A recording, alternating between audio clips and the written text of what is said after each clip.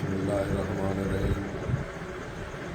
सबसे पहले मैं गुजारिश करूँगा तमाम उम्मत मुसलमान को और तमाम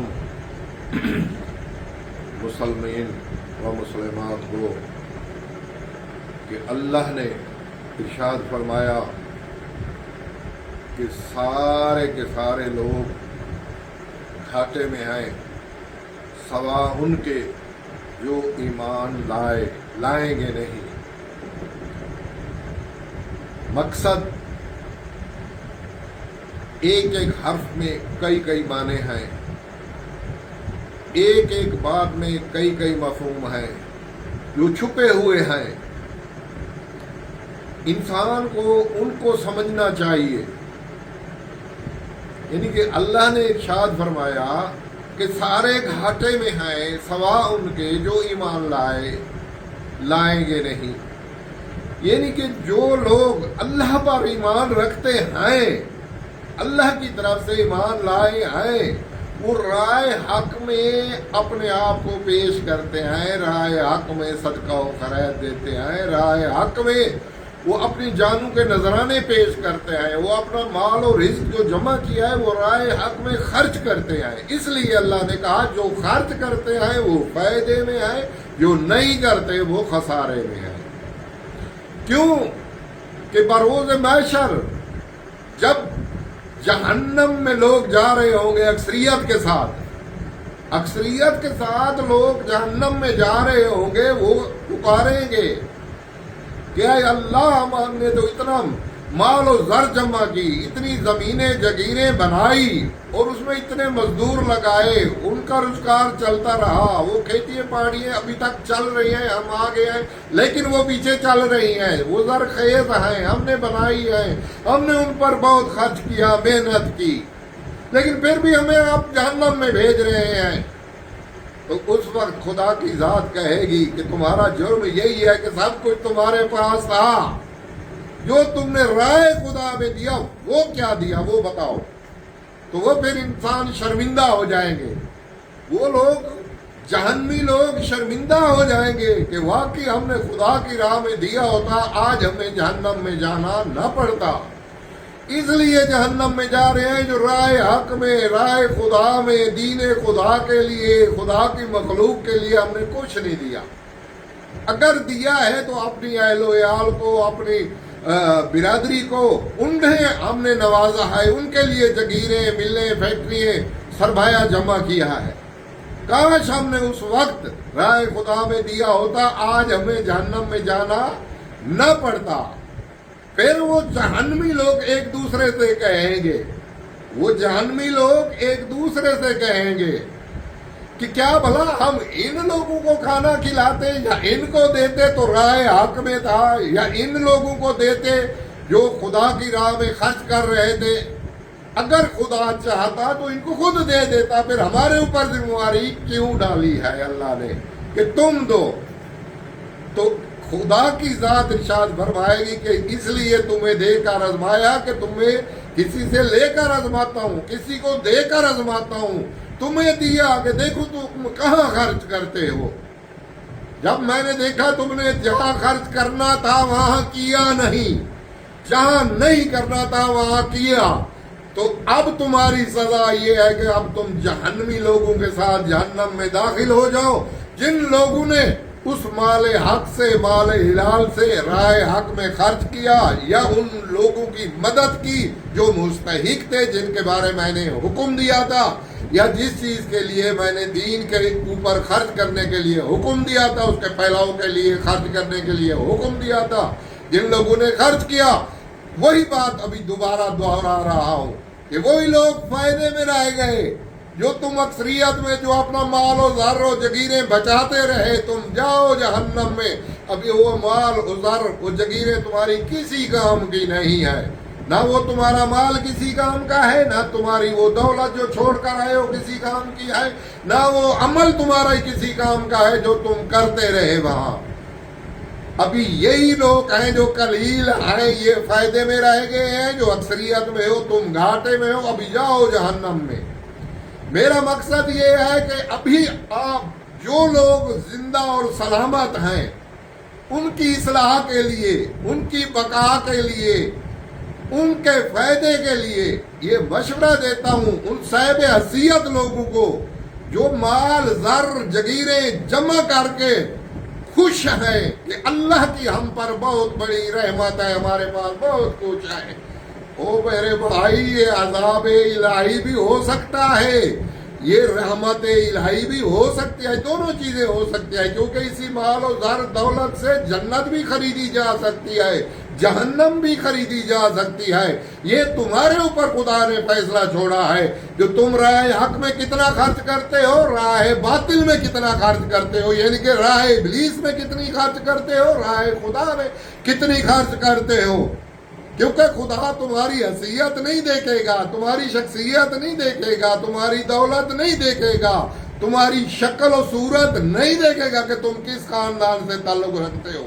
خدا تمہاری نیت کو دیکھے گا کہ دیکھو خدا نیت کو بہت پسند کرتا ہے، جو چیز نیت سے کی جائے وہی اللہ کو پسند ہے کہ تمہارے سامنے ہے۔ پوری امت مسلمہ میں حضرت ابراہیم کی قربانی منائی جاتی ہے۔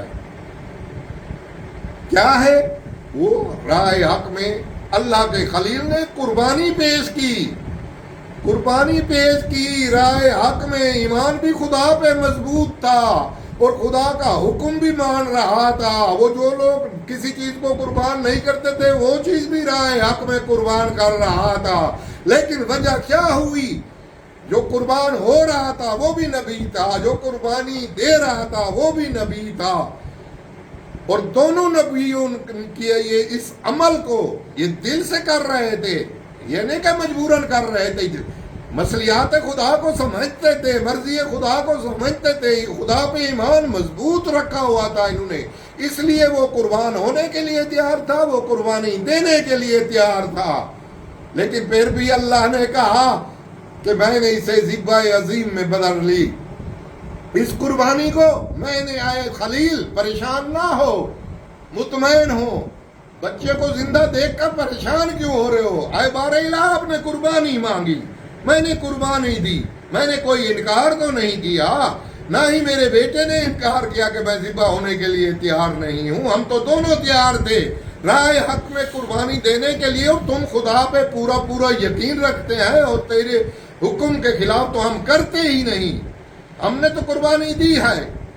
اللہ کی ذات نے ارشاد فرمایا، اے میرا خلیل پریشان نہ ہو، تیری قربانی قبول ہے، تو نے دل سے دی ہے اور تیرے نیت پہ کوئی شک نہیں ہے، لیکن میں نے اسے ذبح عظیم میں بدلی ہے، وہ ذبح عظیم میں بدلی ہے۔ اے مالک، کیوں؟ بیٹے کو بچا کے اور دمبے کو ذبح کر دیا، ذبح دمبا ہو گیا، بیٹا بچ گیا، اتنی بڑی قربانی کو چھوڑ کے چھوٹی قربانی پہ آپ راضی ہو گیا، اس کو ذبح عظیم کا نام دے دیا، اس کی وجوہات بتائیے۔ اللہ کی ذات نے ارشاد فرمایا، اے میرا خلیل، تم نے اپنی آنکھوں میں پٹی باندھی، بیٹے کی آنکھوں میں پٹی باندھی، بیٹے کے ہاتھ پاؤں باندھے، اور اس لیے باندھے کہ کہیں محبت خدا کی راہ میں آڑے نہ آئے، تاکہ میرے ہاتھ کانپ نہ جائیں اور میرا بیٹا بدل نہ جائے۔ یہ تمہاری سوچ تھی، لیکن میں اللہ جو قربانی لیتا ہوں، آنکھیں کھلی ہوئی ہونی چاہیے، ہاتھ کھلے ہوئے ہونے چاہیے، پاؤں کھلے ہونے چاہیے، کیونکہ دیا میں نے ہے، لینے بھی میں لگا ہوں۔ پھر پریشانی کس چیز کی؟ ہاتھ کیوں کانپتے ہیں اور بدلتے کیوں ہیں؟ لیکن یہ اللہ کی ذات قربانی جو لیتی ہے وہ یہی قربانی لیتی ہے کہ دل سے دو، کیونکہ میرا ٹھکانہ دل ہے، میں دل میں رہتا ہوں، جو چیز دل سے مجھے دی جائے تو وہ میں قبول کرتا ہوں، جو مجبوراً دی جائے تو اسے میں قبول تو کرتا ہوں، لیکن فضیلت میں فرق ہے۔ آج ہے 10 ذی الحج، 10 محرم کو آپ نے دیکھنا، نہ کسی کے ہاتھ باندھے ہوں گے، نہ کسی کے پاؤں باندھے ہوں گے، نہ کسی کی آنکھوں پہ پٹی ہوگی، نہ کسی کو کھلایا پلایا ہوگا، نہ کسی کے اوپر موت کا خوف ہوگا، نہ کسی کے اوپر مجبوری ہوگی، لیکن خوشی بخوشی ایک دوسرے پہ قربان ہوتے رہیں گے. کس لیے؟ میرے دین کے لیے، میری دین کی بقا کے لیے، حق کے لیے. اور جو لوگ اس طرح سے میرے حق کے لیے اور میرے دین کے لیے قربانیاں دیں گے تو میں اسے ذبح عظیم دیتا ہوں، اسے ذبح عظیم کہتا ہوں. اس لیے اور جناب امام حسین علیہ السلام نے یہ قربانی دے کر بتا دیا. وہ مائیں بھی بتا دی جو بیٹوں کو ذبح ہوتا ہوا دیکھتی رہی، وہ بھائی بھی بتا دیے جو بھائیوں کو ذبح ہوتے ہوئے دیکھتے رہے، وہ خود بھی بتا دیے کہ کون سی شخصیت ہے جو اپنے آپ کو بھی قربان کر رہی ہے. تو اللہ کو ایسی قربانی کی ضرورت ہے. ان دولت مندوں کی ضرورت نہیں ہے جو دولت جیب میں رکھتے ہیں، جیسے فقیروں کو دیتے ہیں 10 روپے دے دو، 5 روپے دے دو، کچھ دے دو. صدقہ صدقہ ہے، صدقہ مستحق کے لیے ہے، پیشے ور لوگوں کے لیے نہیں ہے. جو مستحق ہیں ان کو صدقہ دو تو وہ واجب ہے، چاہے تم تھوڑا دو بہت دو، وہ واجب ہے، ان کو دینا تمہارا فرض ہے. جن پر واجب نہیں ہے، یہ جو پیشے گیر لوگ پھرتے ہیں ان کو دینا تمہارا یہ صدقہ نہیں ہے. تم بے شک صدقہ سمجھتے رہو، تمہاری مرضی. لیکن رائے حق کے لیے دین عند اللہ، اللہ کے دین کے لیے، یعنی کہ مدرسہ جو بنے گا جامعۃ الحسین یہ اللہ کے دین کے لیے ہے، نہ کہ کسی نبی کا دین ہے، نہ کسی ولی کا دین ہے، نہ کسی امام کا دین ہے. دین عند اللہ، اللہ کا دین ہے. اللہ کے دین کے لیے جو دے گا وہی رائے حق میں خرچ کر رہا ہوگا. اور مسجد خدا یعنی کہ خدا کا گھر، مسجد صاحب الزما، اس کے لیے جو دے گا یعنی کہ خدا کے گھر کے لیے دے گا، جو خدا کے گھر کے لیے دے گا، جو خدا کی پناہ گاہ کے لیے دے گا، وہ رائے حق میں خرچ ہوگا. کیونکہ وہاں سے ہی دین آل محمد چلے گا. جو محمد و آل محمد کی محبت میں خرچ کرے گا وہی رائے حق میں خرچ ہوگا. جو دشمنی محمد و آل محمد میں خرچ کرے گا یا محمد و آل محمد کے خلاف جہاں سازش ہو اس پہ خرچ کرے گا تو وہ صدقہ نہیں ہے، خرید نہیں ہے، وہ سرمایہ تمہارا سرمایہ نہیں ہے، وہ دشمنی آل محمد میں خرچ ہوگا. اور بروز محشر تمہیں جواب دینا ہوگا اس چیز کا کہ تم نے کہاں خرچ کیا تھا، کہاں کرنا تھا. اگر ایسا نہ ہوتا، مثالیں ہمارے سامنے جیسے کہ جناب رسول خدا کے دور میں مسجد بنائی گئی تھی جس کے بارے میں رسول خدا واپس آئے تو اللہ کو حکم کرنا پڑا کہ اے میرا حبیب مجھے وہ گھر نہیں پسند جس میں تیرے خلاف سازش ہو، جس میں تیرے خلاف باتیں ہو، جس میں تیرے خلاف پلاننگ بنے. میں اس گھر کو بھی پسند نہیں کرتا. جاؤ اس کو مسجد زرارہ جس کا نام ہے گرا دو، اس کو جلا دو. اے مالک خدا کا گھر ہے، مسلمان کیا کہیں گے؟ اس نے کہا میں خدا اپنا گھر ہی تصور نہیں کرتا جہاں محمد و آل محمد کے خلاف گفتگو ہو، ان کے خلاف سازش ہو، ان کے دشمنوں کی پناہ گاہ ہو. میں اللہ اسے اپنا گھر نہیں سمجھتا. میں اسی کو اپنا گھر سمجھتا ہوں جہاں اپنا نبی بھیجتا ہوں، جہاں اپنا ولی بھیجتا ہوں، جہاں اپنے وہ مومن بندے بھیجتا ہوں جو رائے حق میں جا کے جہاد کریں اور دین خدا کو اپنائیں اور دین خدا پہ عمل کریں اور دین خدا پہ چلنے کا طریقہ و سلیقہ سیکھیں. یہی اجر ہے، یہی اس کی بقا ہے، یہی حق ہے. اور جو بندہ اس کے لیے خرچ کرے گا اسی کو حق پہ ہوگا، وہی آدمی فائدے میں ہوگا، باقی سب نقصان میں ہوں گے. اور آخر میں ریکویسٹ کرتا ہوں صاحب دولت مند لوگوں سے کہ جو تم کر رہے ہو، جو کر چکے ہو، توبہ کے دروازے آخر وقت تک کھلے ہوئے ہیں. لیکن اللہ نے یہی 3 بتائے ہیں، اطیعوا اللہ و اطیعوا الرسول و اطیعوا اولو الامر، کہ میں اللہ کی اطاعت کرو، میرے رسول کی اطاعت کرو، میرے اس ولی کی اطاعت کرو جس نے حالت رکوع میں خمس ادا کیا. تو ان کی اطاعت کرو گے، ان کے راہ پہ تم خرچ کرو گے، ان کی محبت میں تم خرچ کرو گے، ان کے راستے پہ تم چلو گے، تم بقا میں ہو. ان کے خلاف جو بھی چلا، چاہے وہ بڑا تھا یا چھوٹا تھا، وہ فنا میں گیا، وہ نقصان میں گیا، وہ خسارے میں گیا، وہ ذلیل و خوار ہو گیا، اس کا انجام بہت غلط ہے. لیکن جو محبت محمد و آل محمد میں، محبت خدا میں، محبت رسول میں محبت محمد و اہل بیت محمد میں، محبت باوفا اصحاب محمد میں، جو بندہ بھی اس دنیا سے گیا وہ ڈائریکٹ جنت میں گیا، جو ان کے بغض میں گیا، ان کی دشمنی میں گیا، وہ جہنم میں گیا۔ ڈائریکٹ راستے دو ہیں، ایک جنت کا، ایک جہنم کا۔ جہنم کا راستہ ابلیس کا راستہ ہے، جنت کا راستہ خدا کا راستہ ہے۔ جو خدا کے بنائے ہوئے بندوں کی اطاعت کرے گا وہ جنت میں جائے گا، جو ابلیس کے بنائے ہوئے ان کی مدد کرے گا، ان کے پیچھے جائے گا، تو وہ اس کا راستہ جہنم ہے۔ وہ اپنے آپ کو چاہے جہنم میں لے جائے چاہے جنت میں لے جائے۔ اس لیے خدا نے فری چھوڑ دیا انسان کو، جاؤ تم خود مختار ہو، اپنے اعمال کو خود لکھ کر لاؤ، کہ تم اپنے فائدے میں لکھ کر لاتے ہو یا اپنے نقصان میں لکھ کر لاتے ہو۔ بروز محشر میں یہ باتیں نہیں سنوں گا کہ مجھے پتا نہیں تھا، ہر کسی کو پتا ہے۔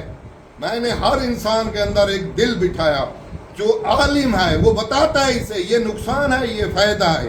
اگر پھر بھی آدمی کہے کہ میں تو نہیں سمجھتا تھا، وہ جھوٹ بولتا ہے۔ جھوٹوں پہ اللہ اور اللہ کے رسول اور اس کے ملائکہ لعنت بھیجتے ہیں۔ والسلام علیکم ورحمۃ اللہ۔